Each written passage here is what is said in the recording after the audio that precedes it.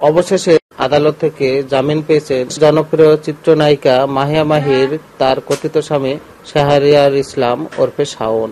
অনেক জল্পনা কল্পনা, জেল, জুলুম, মামলা, ফেসবুকে পোস্টিং, তর্ক বিতর্কের মধ্য দিয়ে জামিন পেয়েছেন তার এই স্বামী শাওন। বৃহস্পতিবার সাইবার ট্রাইব্যুনালের বিচারক কে এম শামসুল আলম এই জামিন আদেশ দেন। আসামির জামিন আবেদনের পরিপ্রেক্ষিতে 1 লাখ টাকা মুচলেকায় আদালত থেকে জামিন দিয়েছেন তাকে। সাইবার ট্রাইব্যুনালের পেশকার শামীম আল মামুন বলেন, মামলা দুই পক্ষের মধ্যে সমঝোতা হয়েছে। মামলার বাদী আদালতে বলেছেন, আসামির জামিন তার কোনো আপত্তি নেই। গত 27 মে রাজধানীর উত্তরা পশ্চিম থানায় তথ্য প্রযুক্তি আইনে মাহিয়া মাহি মামলাটি করেছিলেন, যার পরিপ্রেক্ষিতে শাওনকে গ্রেপ্তার করা হয়।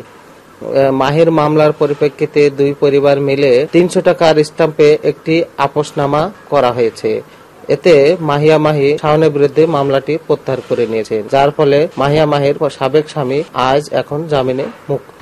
এখন তাহলে মাহিয়া মাহি কি ভাবছেন, তার সাবেক স্বামীকে মুক্তি দেওয়ার মাধ্যমে সেই যুগল প্রেমিক সাবেক ইতিহাস হয়েই থাকবে এবং নতুন স্বামীকে নিয়ে সংসার করবে? আর এদিকে মাহিয়া মাহির সাবেক স্বামী শাহরিয়ার ইসলাম ওরফে শাওন, তিনি বলবেন, ও প্রিয়া, ও প্রিয়া, তুমি কোথায়? অন্যের হাত ধরে তুমি চলে গেছো দূরে, পারি না কো তোমায় ভুলে যেতে। ও প্রিয়া, ও প্রিয়া, তুমি কোথায়? ও মাহিয়া, ও মাহিয়া, তুমি কোথায়?